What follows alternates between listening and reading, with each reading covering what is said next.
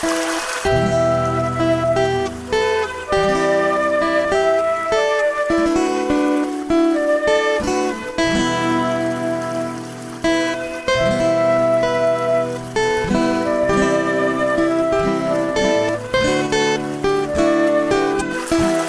écoutez Le Bonheur en Brouette, votre quart d'heure bonheur sur Fadjet à Nancy, il est 17h. On est avec Alexandra Monin, qui est auteure et médiatrice d'éveil, maître enseignant Reiki, praticienne en technique énergétique et qui est là pour une saga sur l'énergie, sur le bien vivre, ce que c'est ça. Le principe de l'émission dans tous les cas. Oui. Ça va toujours ? Oui, très bien, très bien. Alors, le sujet de cette émission aujourd'hui, c'est 9 clés de guérison. Ça m'intrigue, je veux en savoir plus. Alors, il faut savoir que tout dans la vie est énergie et vibration. D'accord. Que la maladie a sa fréquence et la guérison aussi. Des fréquences un peu comme des ondes radio. Disons que votre corps, quand il manifeste une maladie ou un symptôme, c'est qu'en amont, il y a un déséquilibre énergétique quelque part. Et que c'est bien de soigner les faits, le symptôme, mais c'est encore mieux d'aller voir où est ce déséquilibre, qu'est-ce qui a créé la maladie. D'accord. Parce que c'est pas un hasard non plus. Quand on se crée une maladie, quand le corps manifeste quelque chose, c'est qu'à un moment, il y a eu des nœuds énergétiques dans la vie de la personne quelque part. Et c'est important de se pencher dessus. On va se faire accompagner du médecin, qui a les compétences pour et qui va donner ce qu'il faut. Mais c'est bien aussi de faire sa part. Donc, et d'aller soi-même chercher depuis quand il y a cette maladie-là. Et c'est en lien avec quoi ? Parce que le corps, en fonction de l'organe ou de la partie qui est touchée, ça a un sens. Si vous avez le foie qui est touché, le foie va nous parler de colère. Si c'est le poumon qui est touché, le poumon va nous parler de tristesse, d'émotions refoulées. Donc le genou, il va nous parler d'autre chose, les pieds aussi. Donc si on se penche sur ce que nous dit notre corps, on peut déjà commencer à y lire un premier message et à essayer de faire sa part. Le corps, en manifestant quelque chose, est en train d'essayer de nous apprendre quelque chose sur nous-mêmes qu'on n'a pas vu. Ça, c'est la première partie de l'axe de guérison. On est, Alors là, c'est une prise de conscience. Prise de conscience. C'est des prises de conscience qu'il faut aller voir un petit peu en soi. Voilà. Donc ne pas attendre qu'une baguette magique extérieure nous guérisse, mais devenir soi-même sa propre baguette magique en devenant acteur et créateur de sa guérison. Très bien. Alors, la première clé pour commencer à guérir, c'est l'acceptation.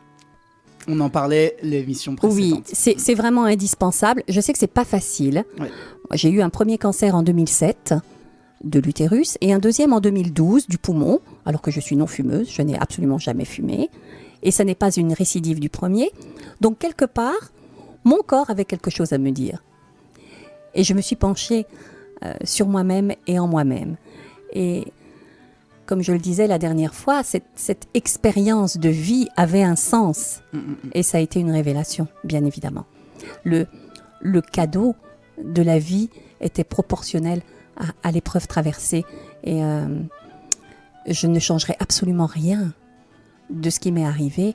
Et je peux même remercier la vie de m'avoir fait prendre ce chemin, parce que c'était bien évidemment le plus court. C'est quand même fort, hein, ce que tu dis. Oui. Oui. Après ce que tu as vécu, ce discours-là, c'est fort. Je le dis souvent en conférence, paradoxalement, la vie, en m'enlevant un poumon, m'a offert un nouveau souffle. Et ce souffle-là, c'est beau, ça. Et ce souffle-là, je vous assure qu'il vaut bien un poumon. Si on me dit, Alexandra, on te remet avant 2012, on te rend ton poumon, je dis, mais non, mais gardez-le. J'en veux pas, voilà. Et laissez-moi cette connexion intérieure, cette connexion au souffle de l'âme. Je ne pourrais pas vivre sans. Et je remercie la vie de m'avoir permis, bien évidemment par une épreuve un petit peu difficile, oui, j'imagine, de trouver ça. Et j'ai donc partagé cette expérience dans des livres où je donne des clés pour que chacun puisse commencer à devenir créateur de sa vie et, en l'occurrence, de sa guérison. Et on n'a pas besoin d'attendre d'être malade pour expérimenter ces clés. Donc, premier axe, l'acceptation. L'acceptation. Deuxième clé, le corps. Le corps. Le corps, c'est vraiment notre outil. C'est notre instrument à vivre, à ressentir, à expérimenter la vie. La deuxième clé, c'est parler à son corps. Parler à son corps. C'est indispensable et lui parler à voix haute. Prendre un temps pour lui demander, parce que le corps a des ressources insoupçonnées, de harmoniser, être OK avec lui donner toute la puissance et l'accompagnement dont il a besoin pour pouvoir refaire fonctionner les cellules, les organes correctement. Parler à son corps, c'est une clé indispensable. Le dialogue avec le corps. Apprendre à l'écouter, à l'entendre. La troisième clé, c'est la demande. Demander. Demander à son corps, demander à soi-même. Non, demandez et vous recevrez. Dans le sens, demandez à qui vous voulez, au ciel, à la terre, ceux qui sont croyants à Dieu, à votre force intérieure. Demandez à l'univers. Posez-vous un moment et demandez de l'aide. Quel que soit, n'attendez pas une forme précise, mais demandez de tout votre cœur, de toute votre âme. Demandez de l'aide à voix haute quand vous êtes seul. Dites là j'ai besoin d'aide. Un peu une sorte de prière, mais sans le côté forcément religieux. religieux. Oui, ça peut être une forme de prière, mais c'est pas, il n'y a pas le côté religieux. C'est juste une demande qui est faite et qu'on dépose. D'accord. À un moment, on se dit, on a besoin d'aide. Et alors après, on n'attend pas une aide sous une forme précise. Oui. On reste ouvert à ce que l'univers va nous envoyer comme réponse et comme soutien et comme voie qui s'ouvre. On n'est pas sur une liste de courses ou une lettre au Père Noël. On est plus sur quelque chose de métaphysique. On demande de l'aide et on reste ouvert. Mais c'est important de mettre ce mouvement-là en action. D'accord. Qu'un verbe sorte de notre corps pour créer une phrase qui, en toute humilité, à un moment donné, demande de l'aide. De tout son cœur. S'accepter, écouter, se parler, demander. Demander. Ensuite. Le rapport à la nature et à l'alimentation est important, donc particulièrement en cas de cancer. Privilégier les fruits, les légumes, éviter les laitages et tout ce qui est charcuterie et produits transformés, parce que il y a eu beaucoup d'études faites là-dessus. Le cancer se développe beaucoup plus lentement en milieu alcalin. Donc tous les aliments qui acidifient le corps, il faut les prendre vraiment en petite dose. Ça, c'est une aide précieuse. 5e clé, le contact avec la nature. Alors, on a autour de nous un immense réservoir d'énergie dans lequel on peut puiser en permanence et qui ne coûte rien. Une promenade en forêt, se connecter à un arbre, marcher pieds nus. Marcher pieds nus, ah oui. Oui, marcher pieds nus dans l'herbe.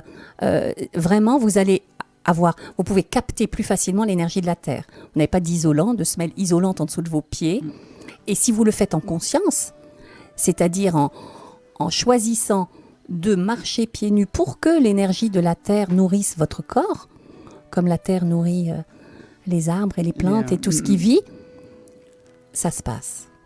Parce que vous vous ouvrez à ça. Vous êtes simplement ouvert à ça et OK pour ça. J'aurais jamais pensé à ça. Pour le coup, c'est... La connexion à un arbre. Les arbres sont d'une grande puissance énergétique. Et si vous allez en toute humilité leur demander un peu de leur énergie, ils vont vous la donner, bien évidemment. Donc, aller dans la nature. Se promener dans la nature, oui. Aller voir un... C'est ça. La nature est une aide précieuse. Vous savez que combien de fois... Plein de gens ont pu expérimenter quand vous allez faire une petite balade en plein air, vous rentrez, vous vous sentez revigoré. Pourquoi ? Parce qu'il y a eu un échange énergétique. Votre corps a capté l'énergie de la nature et s'en est nourri. Et quand vous allez le faire en conscience, sachant que là, vous allez chercher un petit peu d'énergie et que vous remerciez la nature pour ce qu'elle vous offre énergétiquement, vos capteurs sont déjà encore plus ouverts et vous en captez davantage. Donc, la nature, ça c'est... un accompagnement indispensable. Je connais un autre accompagnement indispensable. On essaie de faire des transitions, on est des pros. C'est la musique. Oui. C'est beau, hein, franchement. Tu nous as... Alors, la dernière fois, on a écouté Imagine Dragon. Tu disais que ça pétillait. Ça pétillait. Là, on a du Zaz, on a du Renaud. Qu'est-ce que tu veux nous faire passer ? J'aime bien Zaz, la lessive, parce que ça va bien avec les clés et ça va bien avec... le travail d'introspection qu'on a à faire pour mieux se connaître. Eh bien, on va On va accepter, voilà, sans faire de mauvaises blagues, et on va passer un extrait de La lessive de Zad. Vous écoutez Le Bonheur en Brouette, votre quart d'heure bonheur, vous y êtes bien, restez-y. Comme pour lui rendre honneur, je gravis la montagne comme je gravis ma vie. Tous ces regards croisés, si je les ai compris, j'ai pourtant vu 1000 fois et suis encore surprise de la beauté des êtres qui m'ont fait lâcher prise. C'est la beauté sans mots qui transforme un instant, à genoux dans la glace, laissant faire ce qui doit. Je garde en moi le chaud, la saveur du présent, de ces moments de grâce qui fut vous, qui fut moi. Ils vivent leur ascension, grimpent et bravent leur peur. Il n'y a nulle prison que celle qu'on se crée au cœur. Je prends note et leçon dans ces vives lueurs. La lune la regarde, ne pas mourir avant l'heure. Je garde précieusement l'expérience dans ma chair. Revenir au quotidien, lui, non plus ordinaire. Dans les pages d'un bouquin, ces phrases qui me décrivent, tout se termine et prend fin après l'extase, la lessive. C'est la beauté sans mots qui transforme un instant, à genoux dans la glace, laissant faire ce qui doit. Je garde en moi le chaud, la saveur du présent, de ces moments de grâce qui fut vous, qui fut moi. Cordé dans ma tête jusqu'à mon sac à dos, les petites tempêtes me poussent vers le haut. Le froid que je respire, je sens que je... Zaz, La lessive, toujours dans Le Bonheur en Brouette. On en était resté à la 5e clé de guérison. On va pouvoir passer aux 4 autres. Oui, la 6e, donc comme le dit si bien Zaz, la lessive, eh bien, une clé importante, c'est d'aller faire sa propre lessive, c'est-à-dire de regarder en soi ses fonctionnements, ses dysfonctionnements, ses façons de réagir à la vie, d'apporter des réactions au lieu de poser des réponses. Et ça, c'est vraiment un regard à tourner vers l'intérieur. C'est se regarder avec lucidité, décortiquer nos fonctionnements, bien comprendre que on choisit à chaque fois notre manière de répondre à notre entourage et à ce qui se passe dans nos vies. Donc là, c'est un chapitre que j'ai mis dans le livre qui est assez important parce que c'est ce qui va désamorcer les choses qu'on met en place inconsciemment. C'est ce qui va vraiment porter de la conscience sur votre fonctionnement. Et ça, c'est important. La 7e clé, c'est la pensée positive. Alors ça, c'est important aussi. La fameuse, on en entend parler souvent, pensée positive. Parce qu'on attire à soi ce qu'on pense, bien évidemment. Hein. Celui qui pense qu'il n'a jamais de chance et que de toute façon, il attire la poisse tous les jours, il va lui arriver des situations embêtantes. Une personne qui croit en elle, qui est positive, qui se dit de toute façon, je sais que ça va aller, parce que j'ai confiance en la vie, j'ai confiance en moi et j'y crois. Alors là, vibratoirement, elle est à une autre fréquence et elle va attirer à elle ce qu'elle rayonne. Donc cultiver la pensée positive, voir la vie de manière positive, c'est important. Et ça, c'est la décision de chacun. C'est en vous que ça se passe. Il n'y a personne qui peut le faire à votre place. Et il n'y a personne qui peut vous empêcher de le faire, sauf vous-même. Donc c'est vraiment comme des autres bases à poser en soi pour établir un socle solide sur lequel s'appuyer et sur lequel justement ajuster tout doucement son regard. Ça se fait pas en une fois, mais un petit peu par-ci, un petit peu par-là. Et c'est vraiment toute la conscience qui s'ouvre et le cœur en même temps. 8e clé. La 8e clé, c'est l'écoute. C'est vraiment, ça peut s'apparenter à la méditation, c'est s'écouter. D'accord. Apprendre à écouter ses besoins et y répondre. Ne pas attendre que l'autre les identifie et y réponde. C'est soi-même. On a besoin de ça, on le dit et on y répond. On prend soin de soi, on s'écoute. Et la 9e clé, c'est la gratitude. Alors cette clé, elle est magique, je trouve. C'est poser un regard de gratitude sur tout ce qu'on a. Ne pas voir ce qu'on n'a pas ou ce qu'on aimerait. C'est déjà être plein de reconnaissance et de gratitude pour le simple fait d'être vivant, le simple fait d'échanger là aujourd'hui avec vous tous, avec toi Pierre. Je veux dire, rien que ça, être content pour ces petits moments de joie qu'on a quand même chaque jour, hein, pour peu qu'on s'attache à les mettre en avant.